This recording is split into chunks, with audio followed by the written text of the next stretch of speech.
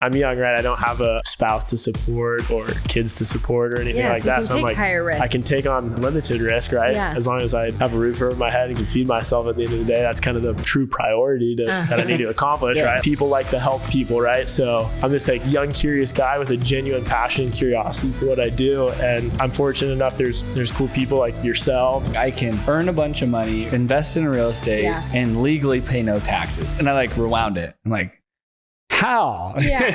We've now learned that most CPAs take advantage of this little election rule that's kind of hidden in the details. One of the most exciting parts about coming in here today was being able to document this. Then the idea of being like, I can look back at this like 5 or 10 years. And yeah.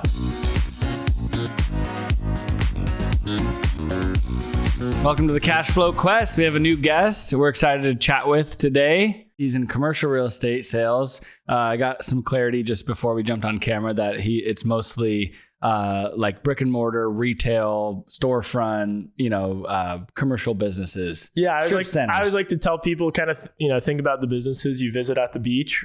When I say we do office, we're doing 2-3 story office buildings with a lot of little suites in it. We're not doing high-rise towers, with 50 different tenants and 25 floors. So, okay. Cool. I always like to say what you see at the beach. Yeah. Yeah. People always ask me what I do, and I am doing the brokerage stuff. Maybe it should have been more in the beginning, but I didn't plan to get in this business at all. I love motors. I love woodworking. I love building things. Getting out of school, I was trying to get into construction and home building. Some of the local builders down at the beach, and everyone's like, dude, it's COVID. Like, we don't know if the world's spinning tomorrow. We're definitely not hiring. If we're doing anything, we're firing, type of thing. And so I was just kind of trying to figure it out. And, my mother, like any good mother, is like, hey, just finish school, get a job. Come on, let's get it going. Quit surfing and hanging out the bay all day. And so I was actually supposed to start this management job. The main office is around El Cajon, but they manage properties all over the county. And I'd be going from Oceanside to Vista down here. I think it was $17 an hour, pay for your own car and your own gas and all that. So I'm like, all right, I'm pretty much maybe breaking even, punching the clock and not really gaining any skill sets. And it was the day before I was supposed to start this, this role. I was just on Garnett looking at, there's a couple for lease signs. And I was like, I'm just going to call this guy and kind of see what's up. And like, yeah, I do commercial real estate. If you want to come by, you can chat a little bit. And kind of thought about it. And I was like, well, I could go punch clock for, $17 an hour, which is fine. But at the end of the day, these are my foundational years. I want to sharpen the blade as much as I can in my 20s. And that way really take things off when I get to my 30s. And so I figured, I'll just hang local, maybe learn a little bit of the craft, start to understand a little bit about this whole real estate thing. I'd got my license while I was in school, just as a tool in the belt, thinking, I want to buy a duplex one day, or maybe, help a family member buy a house or something. Yeah. But I didn't plan to pursue a career at all. Mm-hmm. One of my friend's dads growing up is a pretty successful, well-known commercial real estate guy around San Diego. And a lot of our friends were always like, I want to do commercial real estate like he does when we grow up, kind of seeing what he's up to and what he's able to provide. And I always was like, I don't want to do commercial real estate. Not that I knew anything about it, but I was like, if everyone's doing that, I want to do something different. Yeah. And then one thing leads to another, end up getting into it. I was like, well, I love this, like connecting with people, especially with what I do. So I'm really specialized in just 2 zip codes, one real like coastal market. Okay. And it's a lot of the names and the faces and the places that I grew up around, right? I mean, maybe it's a different tenant, but it's the same building that I went to get pizza with my parents every Friday as a kid, or just little things like that. Or it's my, friend's mom's bakery, or just things like that, where, so it has a personal element. Mm-hmm. And so I just was like, I'm going to keep rolling with this. I made a shift as to, where exactly I'm working out of, just a little bit better alignment kind of for what I was looking to achieve, and the kind of the community orientation of it all. But that's how I got into it. And then I've just pretty much since like day 0, I've just continued to explore and ask questions and want to learn and grow as much as possible, because at the end of the day, I feel like if you're not doing that, you're stagnant and you're comfortable, and that's cool and all, but you're not really going to take things to the next level. He wanted to kind of pick our brain about being the passive cash flow side. Mm-hmm. And we're passionate about cash flow, obviously. And he has a different vantage point in that he's in his 20s. He wants to learn to grow and kind of shift gears. We have a ton of broker friends in multi and in mobile home parks that have done similar things. So it just kind of, I feel like it's a cool conversation and opportunity to kind of lay it all out and kick around some fun stories. Yeah. And the quest, how to navigate the quest to cash you're beginning your quest. Yeah. It's all cash about the flow. quest. Absolutely. So what go questions? ahead. Our goal and our outcome is to sort of teach the people in their 20s, anybody that's like yourself, wanting to understand anything about our space, but also like, how does it apply to, equity and multi or whatever it is? We're absolutely. Yeah. happy So to I have a handful of questions, but I think first and foremost, just kind of like an underlying thing to kick things off is, can you tell me a little bit about just overarching, kind of your value proposition or your business model, and a little bit just more about kind of what you guys do? Do you, buy and hold? Do you buy and sell? It sounds like you do some value add, just a little bit about kind of what Comfort Capital does. Yeah. So we started this because we wanted equity and cash flow and more long-term. So we're very different from a lot of sponsors and operators in that we're not IRR driven. We, of course, want to make a good sale when we choose to sell and increase the value substantially.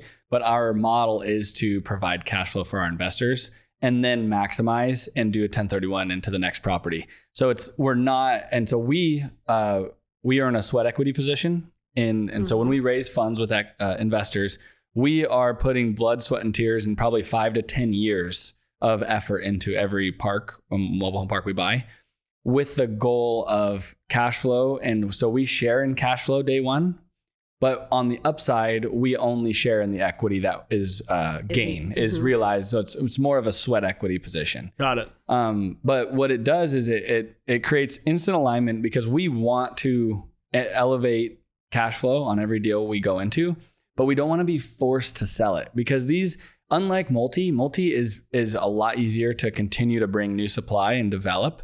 And mobile home parks are not. There's a new wave happening right now. I feel like just recently in the last few years, with all the institutional money backing manufactured housing, and like we build homes at the factory level, Clayton, Cavco, the big dog, brands that build most of our inventory from a homes perspective. We build homes for $50 a foot, which is like unreal, and that's at the factory level. So then you got to take them, transport them, set them. So you're in them for more like $70 a foot, but it's still so cheap compared to a site built home that it's really becoming a new thing again. And or a lot of people on the home building front are looking at modular, which is like craning the mobile homes on versus like setting them up like a trailer. Mm-hmm. So there's so little in volume. There's only like 40-ish thousand mobile home parks in the country.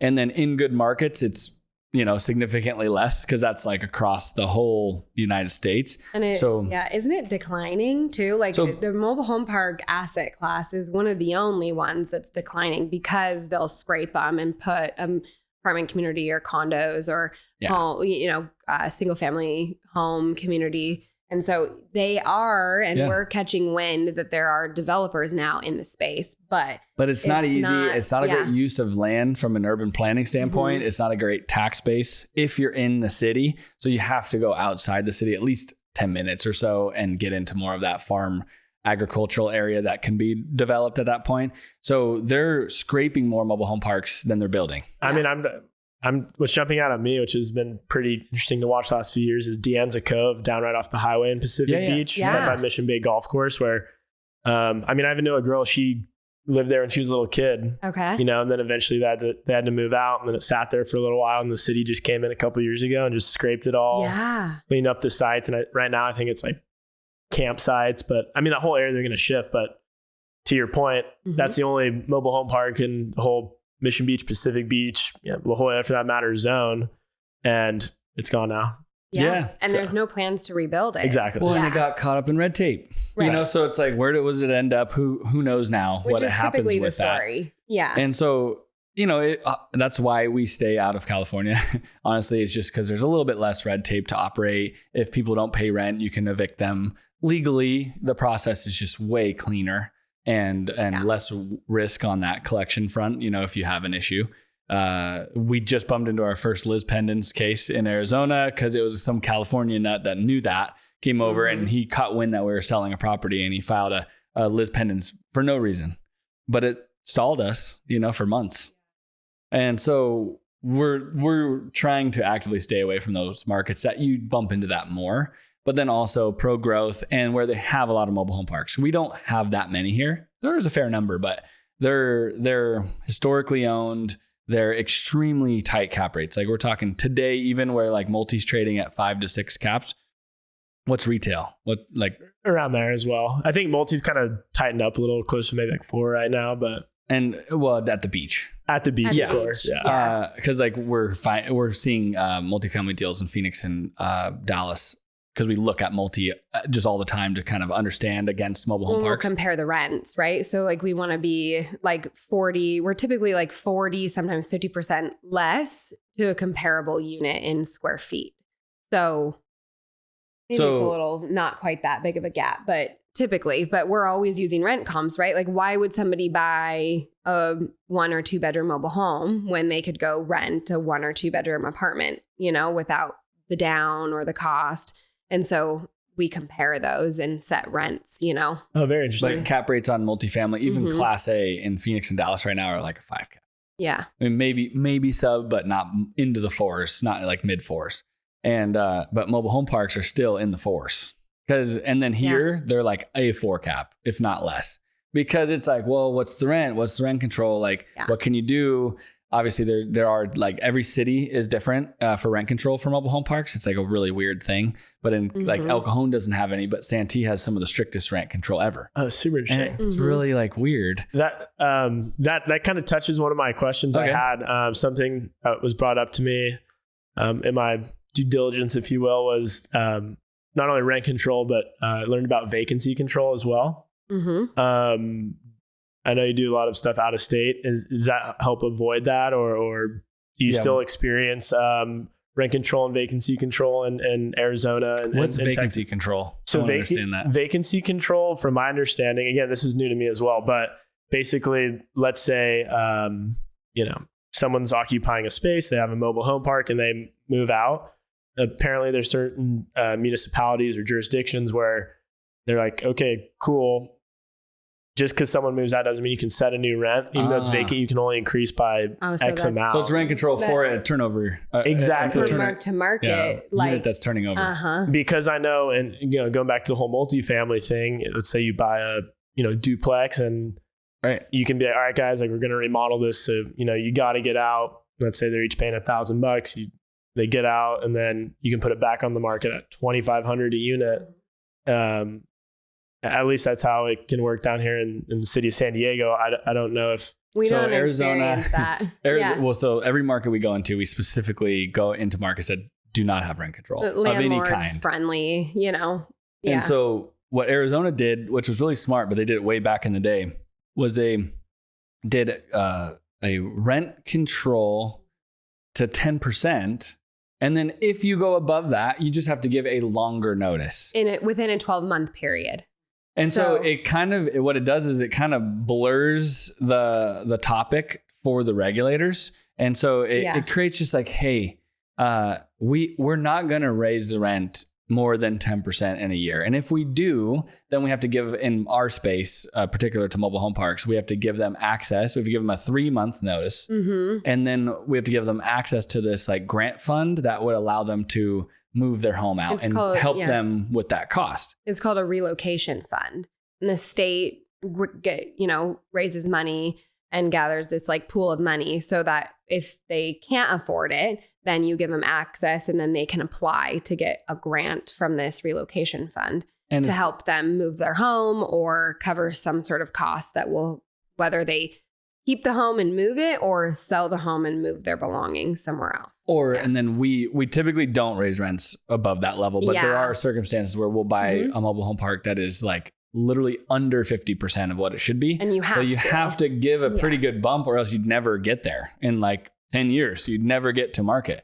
So we do a couple of 2-3 years of a pretty, heavy bump just to get somewhere with the rents. And then we'll start to taper, but then we'll buy a lot of homes from the people just to help them, transition versus, it's more headache for them to go through the grant program. If they were really in like a financial need, we'll make a deal with them, buy the house and flip it so that we can control and make sure it turns and looks nice and gets painted and skirted. So we operationally have done a bunch of stuff on that front, but we call it cash for keys because then, they'll usually gain like more money that way too. Right. And it's just easier, less paperwork, less headache. And, for everybody, they can take the money we give them and go buy a house somewhere else if that's the case. Right. And so that brings me to another one of my questions I had, which was park owned versus privately or personally owned units. Do you guys have a preference? Is it better for the tenants to own their own units? Is it better for the park to own their own unit and charge more rent? How do you look at that? Yeah. Oh man. I know. So this is a very simple question, but the industry really makes it challenging. So the mom and pops think that it's sometimes better to control the homes, rent the homes out, own all the homes. Because we bump into these where it's like significant, like 70-80% of the community on 100 units is community owned by the owners of the community, and they rent all the homes out like apartments, and they'll just rent the home out as a one number, like let's say $1,200 or $1,400 a month. They'll just rent that out. But now they are in charge of the units and they have to do the upkeep and the maintenance and all that stuff. Toilet, something breaks, they fix it, which doesn't seem like a big deal, but it's a consistent deal. And depending if the home's in, 80s model, like there's stuff that's going to be breaking all the time. So the overall expense ratio goes way up when that happens. And then you're also operating like single family rentals, which is not a good scaled business from an expense side because you have all these different systems that are not consolidated. At that point, you're better off buying multi. So that's like, it's like you're kind of crossing over into that game. Our professional opinion is that you want to, if you have a good park in a good location, you can convert it back. So like we do that. We'll buy a community that's 50% occupied by homes that we inherit. Park-owned homes. I see. Yeah. We get the titles for all these homes and we have residents and renters in place. And then over our hold period, we'll convert it to almost zero 100% rentals. Resident owned. So you'll sell them off to either the tenant or when there's turnover, someone else comes in and say, hey, correct, you buy this. Yeah, and sometimes the renter who's there is interested in buying the home. And so you can, do that where you can work with the existing tenant in there to see if they want it. And if they don't, then we like to give them significant notice to be like, okay, well, we're going to transition this home to be sold. So then you give them a notice and they'll end up leaving. Right. Yeah. And but so you can do that. The expense load and the expense planning and just the efficiency of running a community is so much better when they all own their own homes. They upkeep, but then like in the scenario of like a $1,200 rent paying renter, in a home that we own as a community, we would say, hey, buy this home. If you can get a loan, or if it's like, sometimes it's like a $5,000 house. If you can buy this house for $5,000, you'll go down to the $600 space rent. Mm-hmm. So it's not like, it's like here, we don't need this house. We don't need to charge you the extra $600 so that we maintain it. A lot of these guys are handy. They're like blue collar contractor type guys, or they work in a trade or whatever. Knock yourselves out. And they do better jobs a lot of the time than we will do because they live in it. So they the whole ownership game shifts. There's a little pride of ownership behind it, right? And then every home. So every time we go and we have some interesting communities that we've bought where like the owners have been doing horrible renovations on homes and then selling them on like predatory loan, like notes, like 12, 16% interest rates, and the mortgage on that note. So instead of renting the home, they sell it on a note and you collect the payment on the home and then the space rent. We'll go in and we'll like clean up and get rid of some of these crazy rates and bring it down to like a normal level so that they become more committed to the home because the home now is not kicking their butt on a cost standpoint. And we focus on the community. We go in and we put like $300,000 to $500,000 on the common areas, the signage, the roads, the tree trimming. We come in and set a huge precedence. Every home we touch, we elevate. At least $10,000, new skirting, paint. Because sometimes we don't want to pull them if it's the home's like structurally sound. it makes more sense just to put some money into them and sell them at break even. And it keeps the price point then down for the incoming resident too. Because, if we pull that home and put a new one in, your price point for the incoming resident goes way up. Your minimum, 60 to 80,000 to get somebody new in. Whereas if you put 10 grand into a house, you could sell that home for 10 or 15 then. And a lot of, especially the blue collar guys that want to maybe fix up homes even further, they love those types of opportunities because it's affordable. It keeps their costs way down and they have the time and have the skills to fix up homes and keep it. So we've had a lot of good luck with that. When we're trying to kind of take these old affordable housing communities and get them back to where they are affordable and not overdo it with a new home that's, 68 grand. And when you do that, it kind of spreads like wildfire, like slowly but surely, like people who do own their homes that we don't necessarily touch, their yard gets cleaned up, their skirting's fixed, they've got a fresh coat of paint on the outside of their house. And it's like, oh, wow, somebody actually cares to like keep this, common area clean, and it looks like somebody lives here in a clean, safe community, and the clubhouses. These old doggy homes that these people own, and we've never had to interact with them specifically on the home. They've just had a home that they own there. Their home values go up substantially because the community is now desirable and clean. But it takes a good year to 2 for us to get our common area stuff done. And then for them to sort of become infectious and go through that, it's a good 5. I feel like we had a secret agenda meeting before to keep feeding me to the next, one of my next questions, which was talking about common area and value add outside of just the actual units. What are some things in your guys' experience that you found, they say if you sell a home, if you repaint the outside of the house, it's a small cost, but it adds a lot of value. You can get a lot more value out of it. What are things like that in the mobile home park space? I've seen some have, swimming pools and the clubhouses and stuff like that. Yeah. I mean, like for us, it's just kind of like, it was interesting as we've bought in some properties where we go in and where, you do property tours and a bunch of research and the due diligence when you're buying a property. And we've stumbled upon properties where the clubhouses literally have not been opened since 1985. And we open the door and it's like time warped, where it's like the 80s in the clubhouse and it's dusty and it's like, oh my gosh, this door has been locked since 85.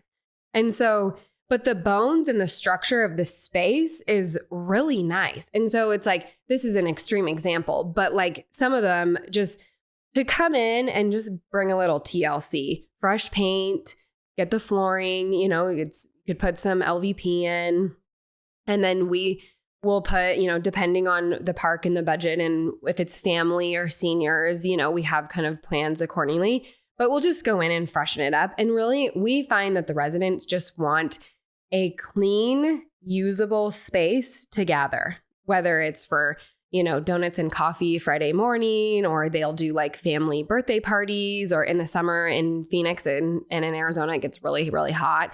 So it's like the pool's clean. It's welcoming to come with decent chairs. You got some shade out there and the families use the space. And it just is a common area for people to go and use. And I think, and then the front entry, making it just like as you're, driving by, or people just clean and welcome, good signage so people know, okay, oh, this is Purple Sage or Royal Glen, or, the community name of that you're going into, just clear signage. And people, and then just want clean and usually friendly faces to talk to if they have questions, and they have a team member or a good phone number for somebody to be reached at. And I think if there's anything else to add or that I missed, but we just take these communities and celebrate a lot of the time what's already there. Yeah. And so like, a 40 unit, if it doesn't have a pool, we probably not going to put one in. We'll look at some options, but like the cost to put a pool in and then maintain it on a 40 unit doesn't typically make sense. But 100 plus, it could be feasible. And so it's just kind of more or less celebrating what's already there. And a lot of the time it's block buildings. It's like everything's good, he just hasn't been celebrated and utilized. And most of the time we find that properties that we're buying, it's not celebrated. Like, it's just kind of it's just like there. Mothballed. I mean, the one I was looking at, that was the exact case. There's an office on it that I don't think had been unlocked in years. The clubhouse doesn't, I don't think, I can tell you, I know no one goes in there just looking at it. Right. The pool has an old barbecue, but apparently no one even uses it. So it's just like bringing life to those existing spaces goes so far with the residents. Yeah. Well, and I'd love to kind of transition to like a deal and like a deals side of it. Like how do we look at deals? What are you looking at? What are you looking to get into? Because that's where it kind of goes from what is a good deal? Even if it's really crappy quality, but what's a good deal versus a bad deal? What's worth putting the money into? Yeah, I feel like how do you look at that? So that was one of my questions. Like, what are metrics, or if you're looking at a retail space, you know, price per square foot, something you look at a lot. I know you guys talk about maybe price per unit. What other metrics and things like that are important to evaluate? So, like you showed me a property out here that you're looking at, and the biggest thing for us is units per acre. So like you don't want to have overly dense communities in the long haul, like that are really tight, because then your only option ever is a RV. Like if it's a tight RV site and a bunch of RVs are backed in and you can like barely put an awning over, and RV parks don't have hardcore setbacks to the same degree. And then if it's an old deal and there's RVs occupying an old mobile home park, well, then the old trailers were really small. They were like 8 foot wide by whatever, 40 to 60. And that's a nuance in this space, right? That like multi or other asset classes don't have is it's just the nature of the business that you're going to end up with these units, whether, they get abandoned and you go through this abandonment process and you're going to end up with this trailer or this small. So if it's super dense and all of a sudden you end up with this trailer or, older manufactured home and you can't put money in it to rebuild it and you need to pull it out, your options to put something new in that space is really limited. Really limited. So our threshold is 15 units to the acre.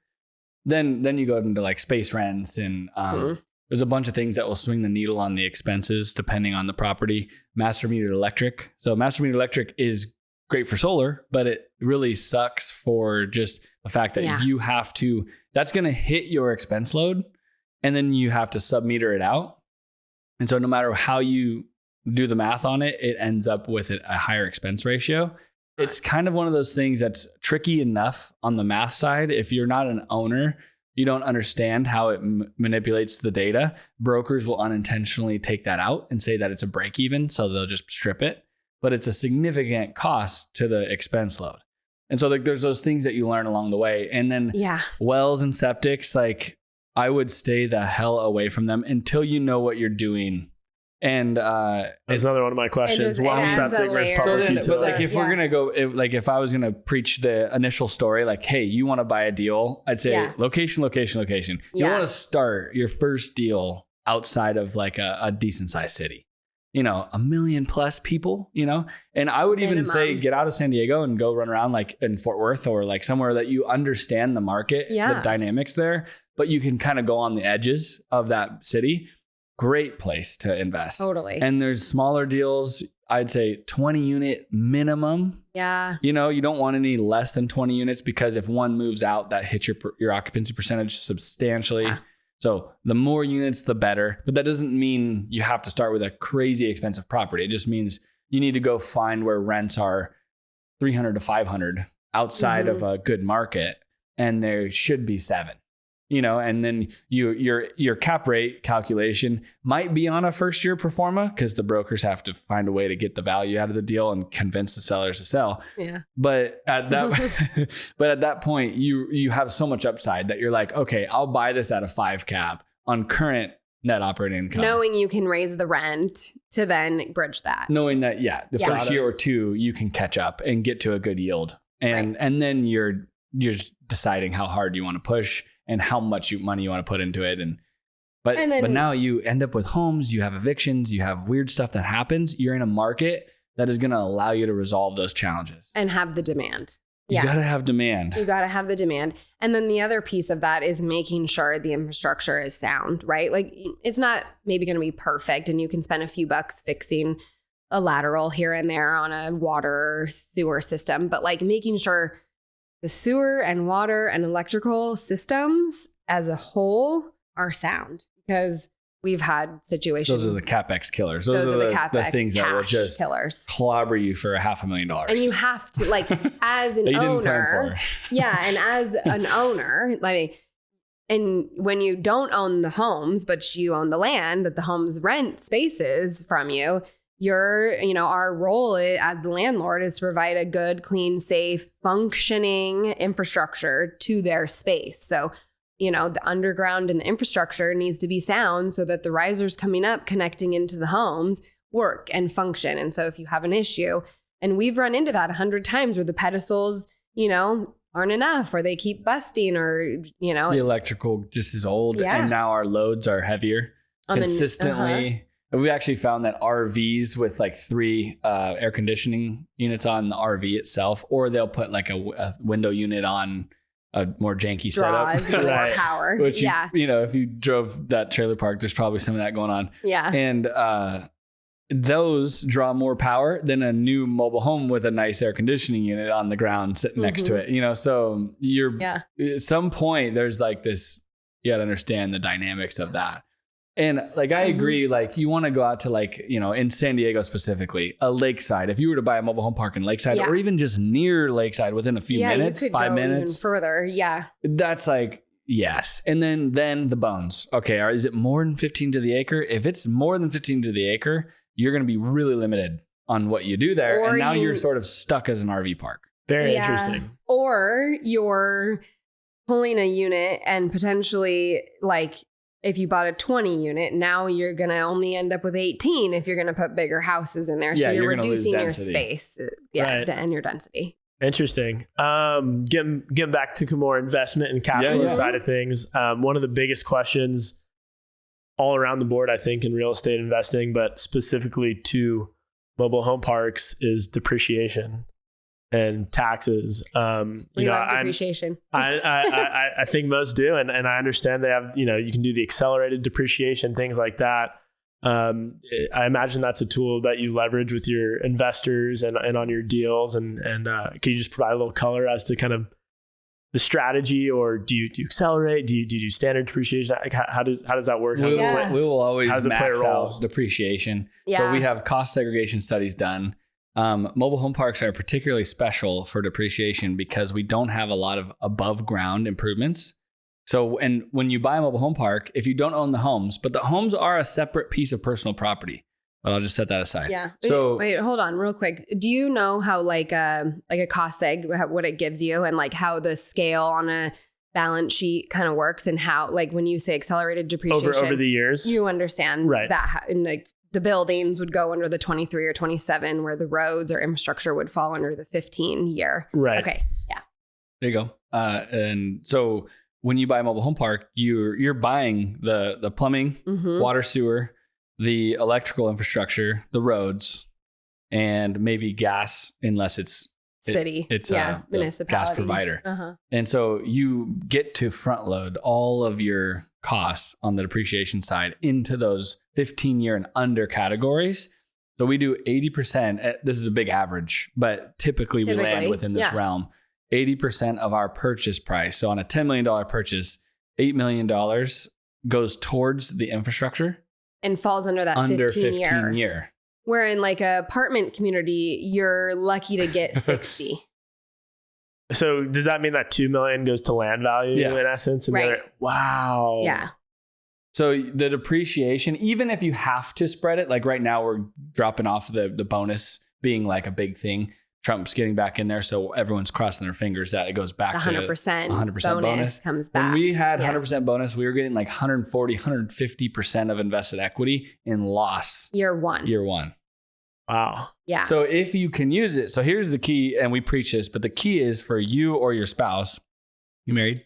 I'm not. So you in this case, but then down the road, if you get married, you or your spouse have to qualify to be a real estate professional. And at that point, you have to do a little research what that means. It's not that hard, but if you're in real estate, especially as a broker, but then start to have your own holdings and ownership of just other things, now you can start to become and really cleanly select the IRS designation of a real estate professional. Now you can use these passive losses from your real estate holdings and these depreciation schedules against earned income. Right. And that's where like the huge shift. That's why nobody can understand why Trump doesn't pay any taxes. It's because he's a real estate professional and he has buku depreciation, like unreasonable amounts of depreciation and shelter against all forms of his income. And if you earn a bunch of depreciation and you don't use it, like, it offsets all the incoming ordinary income in addition to any passive loss or a passive income too. And you have additional depreciation loss, it sits on, as loss carry forward on your tax return. So it's not like a use it or lose it, which is another really amazing thing about it too, and because it just builds. The benefits of the losses that are carried forward and depreciation that are not unused the year that you kind of acquire the losses. Yeah. They go and actually go against other things within the state of California, and it just keeps getting better. Wow. The more depreciation you can utilize, the longer you have it, you can actually do like multi-year plans within depreciation so that it offsets other types of gains. The piece of this where mobile home parks are unique is when you're buying this type of asset, because most of it is roads and infrastructure and not a lot of common area buildings that would fall above that 15-year scale, it just makes it way better from a depreciation scale, and depreciation piece of the park itself. There's no other asset class in any real estate, I would say, that would beat this. Because multi or commercial or retail, the only thing I've heard is buildings. Like gas and oil wells, because it's all equipment. It's that would some land and you're doing all equipment based things. And so that's the broker. All my broker buddies, when they have huge years, they're like, all right, well, do you have any deals? I need the depreciation. And I'm looking at oil and gas. I'm looking at you guys and a couple other deals. And that's interesting. There's a family I was working with and they, their goal was to buy an asset that they could get as much appreciation as possible. They didn't really care to invest in real estate specifically, but they were in it for the depreciation and, exploring all this mobile home park world. I understand that's a huge tool and a huge benefit to investors. And furthermore, another reason, I guess, to invest in these types of assets, because I just learned it goes beyond your ordinary income and you can write off your passive income and stuff like that. So it's easy to offset passive income with passive losses, but then typically you don't have a ton. Especially when you're starting out, you don't have like these huge numbers on your passive income side, and it's all earned income from fees and commissions and things like that, or your W-2. Right. And if you can figure out how to make that election of the real estate professional, then it'll wash, the W-2 or other ordinary income that comes into. And that's where the magic really happens. And we stumbled upon it. I reread Rich Dad Poor Dad, and he had a tax book that he wrote with a friend. And I can't remember the name of it. But anyways, I kind of dove into that. And he said a comment like, I can earn a bunch of money, invest in real estate, and legally pay no taxes. And I rewound it. I'm like, how? Yeah. And so I asked a bunch of stupid questions to the CPAs. And we figured out that the real estate professional designation is how you go about that. And funny enough, when you actually figured that out and we're asking a bunch of questions, we've now learned that most CPAs take advantage of this little election rule that's kind of hidden in the details. And if, they're CPAs, but if they're married, then their spouse is the real estate professional, so that their ordinary income, because they own a CPA firm or, they're getting that ordinary W-2 income, they can make that election. And when you file a joint return, only one of the spouses has to be a real estate professional. And so then if that spouse who is the real estate professional also has an income stream, there's some rules there, but it washes all ordinary income earned. So it's just a really cool trick that. Well, they'll just buy like a condo or two, or buy a house and put some ADUs on it locally, and then their wife manages that, and the tax savings from that typically are more than it would be worth for her to go out and have a job. Yeah. Wow. So then she just manages that and raise kids or, has other jobs and And then you can cleanly track your time and they don't have like another W-2 40-hour a week argument. Like that all they do is manage and collect the rents and make sure all, renovations or pipe breaks and they have an emergency, they manage that. Yeah. So it's cool. Wow. That's so cool. Yeah. What a tool. Yeah. What's your guys' view and risk? I think obviously risk reward, right? What's your risk profile? You mentioned you're working with a lot of investors' money and stuff like that. When you look at a deal, are you bullish on risk? You try to be as conservative as possible, somewhere in the middle. What's kind of your risk profile when you look at deals? I think that really goes back to managing the downside. So is the community, are you buying the community for a number that you could replace it for, or like if you were to have to build and rebuild it, like what's the replacement cost versus what are the rents you're receiving? Where can we take rents? And then if you just, and that's why I harp on it. And you've heard of location a million times, but that is the best hedge. Yeah. And what we found is that the best yielding properties are not always the value add deals, because there's so many uncontrollables on the value add side. Like we did 2 heavy value add deals through COVID. And so our budgets got blown so bad. Now through COVID too, we had the added increase to the cost. But it took years. It took so much longer for the costs that went up to come down, and we were already too late. Like we'd already committed to doing the projects. We couldn't stop them and wait till the prices came down. We had tractors on site, digging and putting in new utilities. And, you're in there. And we had home orders. Like I think in 2020, we took 80 brand new manufactured homes throughout these 2 properties. And then some of them ended up becoming the most expensive mobile homes that we'd ever bought. Yeah. Because they raised the price on us 40%. And it was just dang. So now Ben is our capital. He runs investor relations and capital formation. And he's like, man, these deals aren't that great.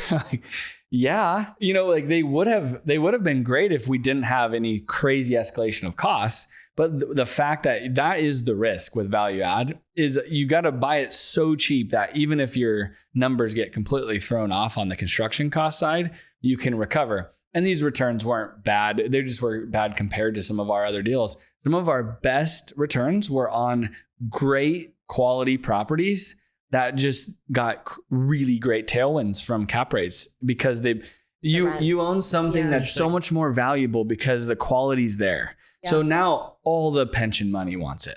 I mean, basically that's what happens is we're gold mining for these great mobile home parks that are in great locations with utilities that are simple, and then those become the most valuable. And a pension or a REIT or a big guy coming into this space doesn't want to deal with homes. So if you can, another value add piece, but then it adds cost is the resident owned homes, transitioning them to, park owned homes, transitioning them to resident owned, because these big guys that come in don't want to deal with the inventory. Now they will, because it's the nature of the business over time. But we've seen it both ways where we'll go in and have value add of filling vacant spaces, rebuilding and redoing infrastructure projects. And then another form of value add is transitioning these homes from tenant or park owned to resident owned. And so,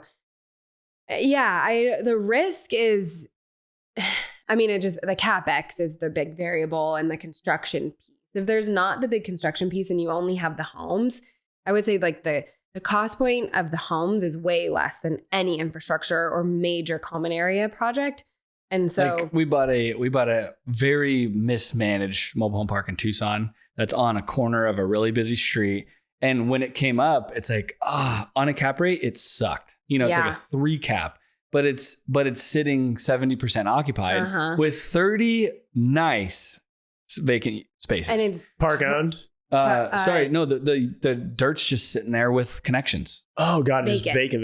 Yeah. And it's like, what in the hell? Totally mismanaged. They just, like, nobody cared. It was an old family owned it. And there was a moment in time in the early 2000s in the mortgage crisis where some of the mobile homes got caught up in the bad mortgages. Yeah. So they got repoed and it was a mess. So banks pulled homes and sold them off for pennies. It was just a disaster. So some parks had to go through that. And the people that weren't actively engaged in managing, especially multiple properties where you understand what's happening, rather than buying those homes and just reselling them or being able to have the capital to do so, they let them go vacant.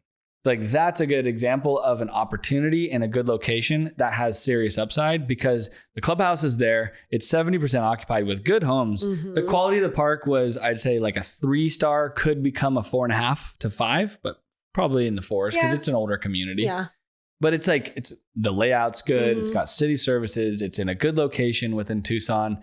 We can fill this. And it's not a ton of CapEx. It's literally bringing homes in, maybe rehabbing some of the electrical pedestals that have just been sitting vacant. So everything's gotten old. And giving the clubhouse and the common area space a little TLC. Minimal. So that's where like we've won those deals and beat people where like they're like, holy crap, you see what Comfort's paid for that? Well, and we'll pay a little bit of a premium knowing that we can get the rents up, fill those vacant sites, give the common area space a little love, and like tremendously turn this place around. And you're not investing in utilities or any of that stuff as well. You've hedged your risk factor, which is we only have to do and deal with manufactured homes and a set, which is really simple. The infrastructure is good. Whereas we're not like digging utilities up and having to do $1 million project for this and that. And it's just, it's so much better to stay patient and then just go hard. And a few times like we got made fun of like, I guess, they really wanted that. But it's like some of those deals that we paid like $5, not even like maybe a few grand a site more than the next guy was willing to pay, but the seller wasn't willing to sell unless we got to that number, that special number. In Phoenix was like $50K a site, like 10 years ago. We bought a little 40 unit, cutest 40 unit you've ever seen. It's perfect double wides, palm trees down the street. Yeah. It's like beautiful. And it was on the front end, the rents were like $300 or $350. Yeah. And we paid 50 grand a site. And so like it was a little bit of a stinker for the first couple of years, just cash on cash. Right. But now, I mean, that sucker has become a money printer. And it doesn't require a lot of cost. No. A couple of this and that. It does have a pool and it's a 40 units. That's why I know that. It hurts the numbers on a 40 unit, Pools are expensive. But, we'd throw a couple bucks at it to get it to that. Like it's well maintained. And then it goes 5 years before we have to throw real money at it again. But that sucker prints money. And now 50K, the thing's worth 140 per unit. Wow. But it was expensive then. Right. And so that's where you have to look at the big picture and understand like it is the deal. Like you're talking about working really specific downtown zones and stuff. And like, that a downtown is such a minimal supply that if you buy those buildings and you find the right use for them, you're adding so much value because it's irreplaceable. Like you just can't replace that. Right. So it's going to have that intrinsic value and just that overarching long-term income producing value. And that's where like when you're starting, it's hard because you're trying to put a deal together and you're trying to stay under, I don't know, a couple $1 million or something on your first deal. And it's hard to find those good deals and good locations for that price range, but they perform so much better. Interesting. I mean, relating this kind of my world, I guess you see people buying stuff at the beach where you're not even really buying it on a cap rate. If you want to put a cap on it, maybe it's a 2 cap, you know what I mean? Yeah. But they understand that, hey, this is an extremely supply constrained market. Can't really replace stuff like this anymore. Sure, you could knock it down and rebuild something, but you can't replicate this. And they're buying it knowing that there's always going to be demand. Value is going to keep going up. Rents are going to keep going up. More people are going to be in the area. So kind of parallel there. That's cool. Totally get that. And like find your market that you like and then just become like a sniper for that market where you just see every deal. Most deals that trade now in Phoenix, I know them. Like I know them off the top of my head. I know the name of them. I know roughly the space count. I know where they're at and kind of what the market rents are off the top of my head within $50 of that area. and that deal, that location. And so then you just become so good in your market that then you can bolt on a couple more markets, but you train yourself to be disciplined for the deals you're hunting. Yeah. And now I want city services under 15 to the acre, ideally like 10, Interesting. Yeah. But we bought a deal in almost downtown Phoenix and it's 15 to the acre, but it works because it was set up in a good way to where we were able to put little mobile homes in every site and it didn't have to be a park model. Mm-hmm. We did do a few park models in like this one corner unit where it had a dumpster. Like, can we get a unit in there? Like, oh yeah. And we got a 1-bedroom unit nice. In there. So it was like that. That's my line in the sand. Yeah. We cannot go any denser than this deal. It's just too dense. And like cars hardly can get in and out. You can hardly open the door. But the space rents now are like $800, $850. And we're looking at each other going, I think they're more like 1,000. Yeah. Like, I think there's still room. Because you could walk to like awesome places in Phoenix. Yeah. That's amazing. It's all gentrifying downtown, and it's just like looking back, we're so happy we bought that. It had hair on it, but it's like, it's in Phoenix, like we'll figure it out. Yeah. So and the those cash deals on cash. have really been the ones that you celebrate in 10 years. Whereas the deals we bought that had location challenges, utility challenges, oh, you can't sell a home. Then we got hit with things that were over budget just because of the circumstance and the trade issues and the COVID era. But then we look back and we're like, fuck those deals. Yeah. Like I'm so happy we're done with those deals and we've moved through them and we've sold them because they were a nightmare. Yeah. I mean, and to that point, this like mobile home park realm is really kind of the slow and steady wins the race. We call it. We're the tortoise versus the hare. Yeah. And there's a lot of multifamily sponsors, apartment guys that buy these apartments, and they're just trying to generate this machine of you buy deals and you sell, and you buy and you sell, and it's this machine of raising rents, decreasing cap rates, increasing the value of percentage to hit an IRR of certain, and then move it right to get the equity to do it again. And this asset class, it's tougher to do that. So it's because of the nuances with the homes and all the infrastructure and the common area space where you make more money and more cash flow if you hold them for minimum 5 to 7 years. Our sweet spot's been kind of 6, 7. And then, but like, we'll still do 10-year debt and hold deals or refi them and hold them still because when you hit that 5, 6, 7 year, you really start to gain momentum. Well, and you don't want to up and sell a deal that you really love. At some point you're like, man, and where am I going to go? How am I going to find something that replaces this to the level and the confidence that we have in these particular properties? Yeah. To where we only now sell deals when we know where we're going to land. Got it. For the most part. I mean, sometimes there's like 3 or 4 deals I'm chasing, and then I know I can sell a deal and bolt it in and do a 1031 and take one of them or 2 of them. With the exchange proceeds, but it's you a big engineer deal. It versus there's roughly 10, probably more like 15 apartment communities to one mobile. So like they just have so much more supply to transact, but a lot of those guys got it, in a pickle, and they took floating rate debt, and so that there's like a completely different culture in the multifamily space. Whereas like if you were to go to every single manufactured housing convention 1 year, which is there's like 4 of them. Yeah. It's not that many. You would know almost everybody and you would be playing at a level like in 1 to 2 years, you would understand who the brokers are, where they transact, where to find good deals. Mm-hmm. You'd start to get lay of the land. Whereas multi is so much deeper. Like you have really high grade pros playing multifamily and there's a lot of them. So like it's harder to get the landscape.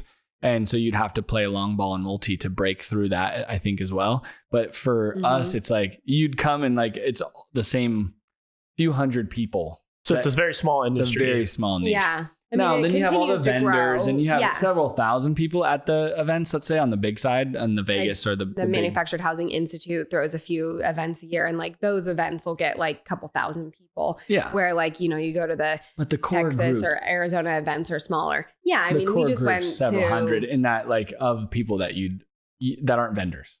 You know, like you have like your standard vendors and you'd know them too, but I'm talking like the brokers, the owners. Yeah. Like I just met the guy that bought the Malibu mobile home park, the one on the coast. Oh, wow. 170 something million, you know, 600K a site on the water in Malibu. I mean, it's almost like one of the most irreplaceable locations, especially with a mobile home park on it. Like you'll it's never be able to replace that. Yeah. And that's such it's a the desirable Washington pension fund that bought it with this operator. Wow. Yeah. So that was kind of another question I have is like, you guys have obviously been in the space for a little while. And I think in the last maybe 5 years, or you would know better than I would, but it seems recently there's been the spotlight is shifting towards mobile home parks, whether it's the depreciation element or the supply and demand of it. How's that? What have you seen? How's that kind of impacted your either perspective or way of doing business from now being we'll say you started out as a mom and pop shop, so to speak, and now you're dealing with REITs out of Wall Street and stuff like that. So how does that impact things? Yeah, I have lots to say. Go ahead. That's a loaded question. So everyone's chasing yield is the bottom line. Yeah. You know, and multi, what has really been the defining difference, and I have now a friend who started a huge multifamily firm, now has since retired, but it's like $50 billion, maybe $100 billion company that he spun out of and retired. And now he does his own deals. But what we kind of collaboratively came up with was the data machine that has been built behind multi has changed the game in that you now are having dynamic pricing on apartments to where it's like Airbnb, and now Airbnb is tanking. It's like when you have these new data points where you can run rental rates in a fiery market and a good market for multi, it ran rental rates up so high, but then it started to come down. And so now everyone, all the pension money, all the big dollars that would like to allocate into like core, and core plus and like the normal return thresholds and IRRs in bulk and multi, they're still doing that, and they're going to have a good run right now for the next probably 5 years because they're going to buy at below replacement cost because some of those guys got in pickles. More like, bigger than us, maybe 5,000-10,000 unit guys in multi, they built with floating rate debt and they had to sell. And so the pensions are going to do well in that case. But what they're after is, where is rent growth? Like in the next 10 years, I'd say rent growth for multifamily is a huge question mark. Where do you confidently put billions of dollars into real estate where you really confidently think that rents are going to go up? And then where interest rates shake down. So there's if you're not buying under replacement cost and like a 5 or 6 cap today in a great market where and then the supply is not super high on, they're like Nashville, I heard is going to get absolutely crushed short term because they have tens of thousands of units coming online, and you have really good leasing tools and dynamic pricing to where they're like, I'm hearing they're giving several months free. I've noticed that like in Dallas right now, a lot of the, the newer high rises and stuff like that, they're offering, we'll cover your first month rent and moving cost and these incentives. And so I guess that's why. Keep happening and go probably deeper, 2-3 months. There's people, I've seen it as much as 8 weeks.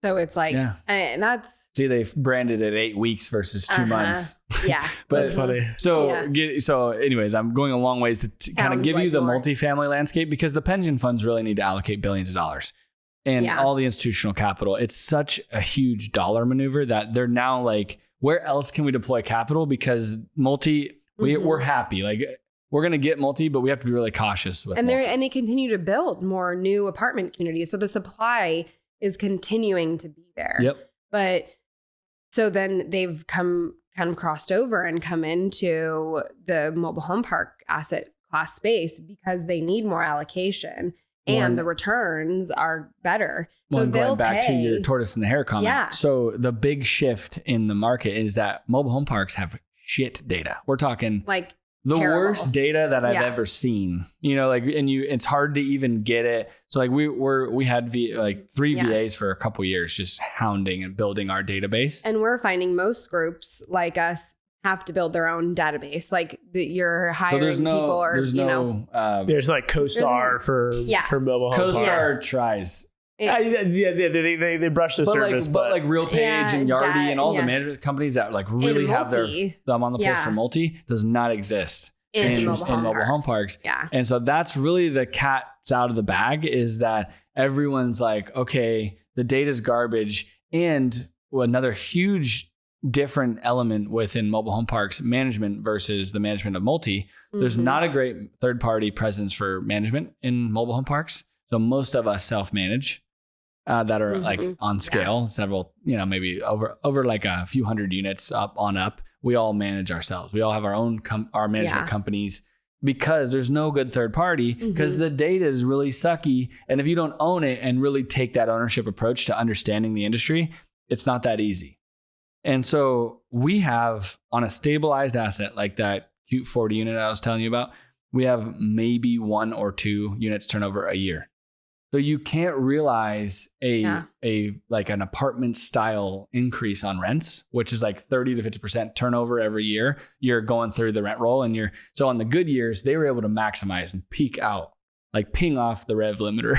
Right. Like they were going as fast as they could, and they were even digging deeper into like non-renewals, and then like maybe a little bit of a unit renovation just so they could keep peaking. Yeah. Well, when that happened, that caused this huge like cavernous space between us and them. Because we're doing typically 1 rent increase a year in a 12-month period. And it's across the board, right? Because we don't have the turnover and we don't have that dynamic pricing in this space typically. And you're doing your, $50 to $100 rent bump. And so it's just like this, which is historically large. Like for normally our space. Like in the day, it was like, can we do $25? Yeah. It was like $350 to $375, but on a percentage basis, that's pretty good. 7-8%. Right. And so you're like, okay, but now we're looking around at multi and apartments, even like Class C, Class B, and which is what we would compare typically, like a 2 or 3 star mobile home park to. We like to like take it all in and go, okay, if you were to go next door to the Class B or Class C apartment community, what can you get a unit for? And the old rule of thumb that you can kind of really depend on for sure is 50% space rent to an equivalent size mobile home. Apartment rent. Yeah. Yeah. Equivalent size apartment square footage to a mobile home. You go, okay, the space rent alone, because they're going to have home costs. The space rent alone is like 50%. Well, like we have these deals at $400 rents and the units next door, $1,500. We should be at $750, like on super baseline metrics today. Yeah. And so like, how do we get there? Yeah. And so that's what's happening. And so all the pension funds and all the institutional equity and the sponsors of multi are like, how are you getting what are you doing over there? Rent increases over here, and so it's like, don't worry about it. Well, and then they come in and literally it's the most interesting thing, but they cannot deploy capital fast enough. Our space we have such a little supply for like good quality assets that we all fight over. Like we've been like a couple of times this year when we're buying an asset, we're like the talk of this like big dinner that's a huge industry dinner.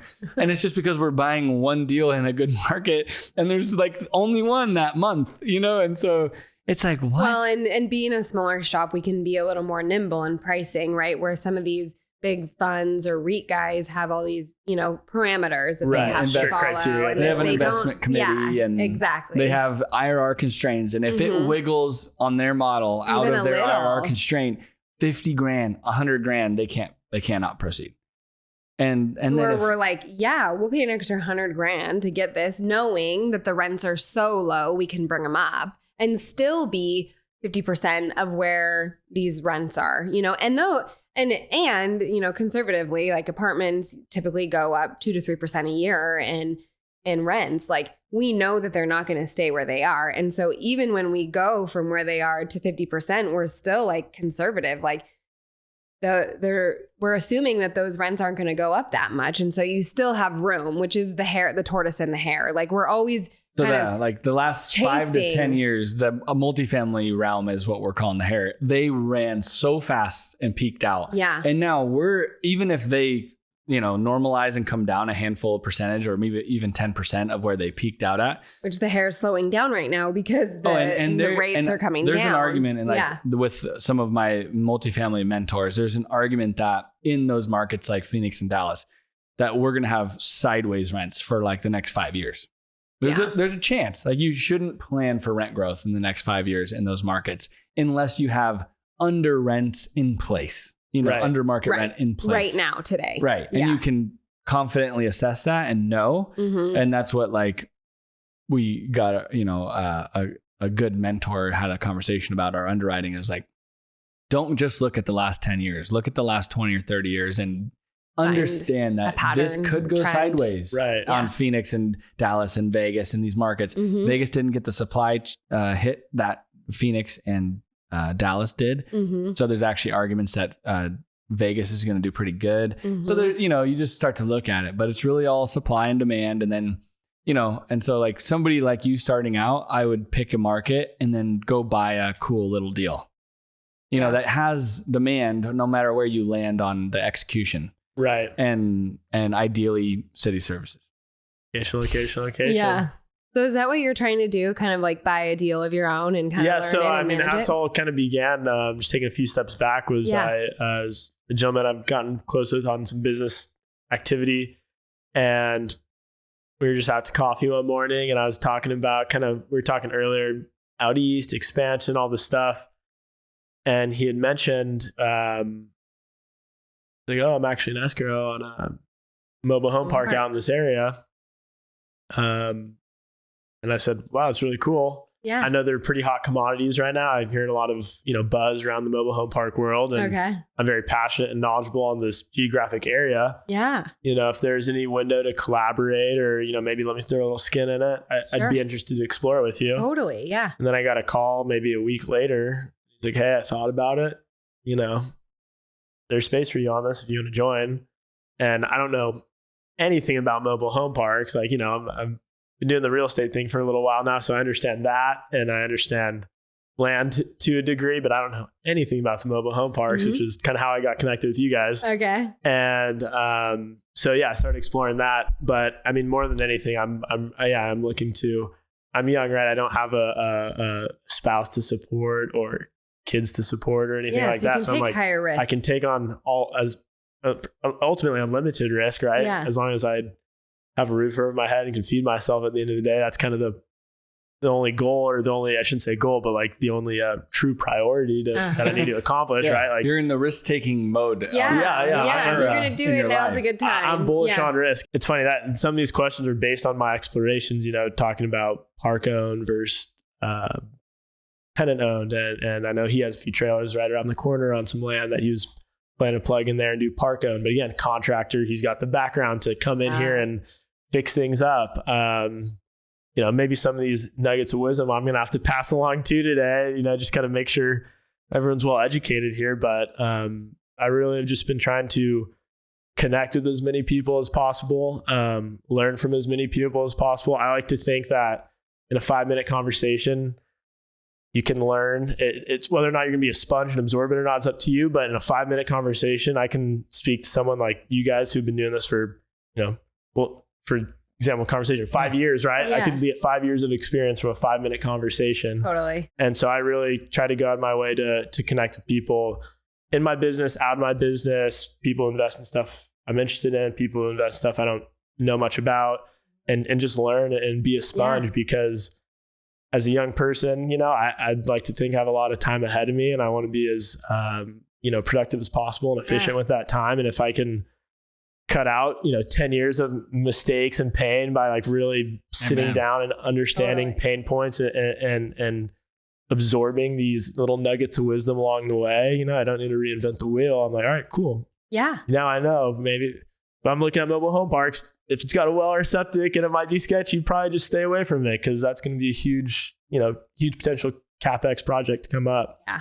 So I'm really in the educational stage. I should say I've been in the educational stage. I'm now shifting into the let's pull the trigger stage. So just like the last few months, I've like started working on like putting a few little offers here and there, a few little feelers here and there, and planting seeds, like making the connections with folks who either have some type of, whether it's a piece of land or a property, some type of structure, hey, obviously no rush. I am in the business of real estate, but I'm not trying to sell your property or anything like that. Just like, person to person, if there's ever a window here in the future and things like that. And so I've got a few feelers going and, when you're a broker, like start calling around on deals in San Diego and go and having meetings. Like I have a deal that comes to mind in Fallbrook right now. It's technically got a broker on it, but he does huge deals. And it just is like, he'd be happy to chat with you about it, or eventually it might just sit and go back to the owner. Yeah. And who knows what happens with that deal, but it's in Fallbrook. It's a cute deal. And it just it's kind of in that weird spot where they're not really marketing it heavy. And then people in I'd say the professional space are, unless you're a California owner, you're kind of like, I'll focus elsewhere. But Fallbrook doesn't have any rent control. It's like, I've sent it to a few people because I'm like, this is a cool deal. How many units is that It's like 50 units and it's in downtown Fallbrook. That's sweet. Just keep pushing. I feel like brokers and people, unless they pivot long-term and get into the equity, they always wish they did. I'm this like young, curious guy with a genuine passion and curiosity for what I do. And, I'm fortunate enough, there's cool people like yourselves or like Ken and stuff like that, who I'm able to just pick up the phone and say, hey, I got the opportunity to explore this mobile home park deal. What do you think? Right. That moment that you take that step, and it's maybe it's 2 or 3 steps, but then you're like, man, it doesn't seem like I'm getting any traction. And then all of a sudden things just start positioning. Right. So cool. And especially in like this world, I like to think we're all somewhat of freelancers, if you will, where I was just telling someone this yesterday. I was like, you could be working on a deal for a year and it blows up in your face one morning. I had this deal in escrow for almost 3 months, and about 36 hours before it closed, it all blew up. Right. But it's like, oh shoot. But then, that same afternoon, something else could pop up and it's like, wow. So, I think also it's important to just stay even keel. I think it's very character revealing moments are your reactions and emotions to these highs and lows.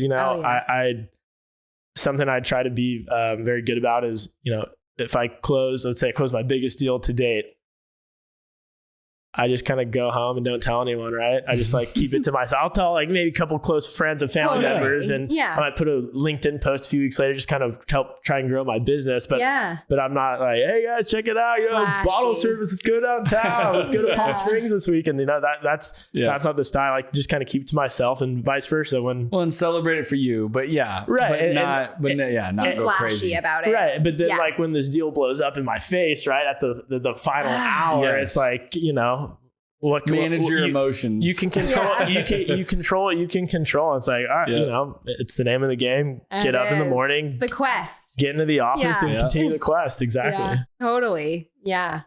Well, did we get all your questions? Yeah, that was it. It was an absolute pleasure. Likewise. I'm honored to be here and appreciate you guys' time very much. It's sweet. Thanks for coming. Yeah, we appreciate your time too, man. So cool. Yeah. Thanks a lot. We'll keep going on the quest. Thank you. The quest continues. The quest never ends. Yeah. All right, guys. See you later. Cheers.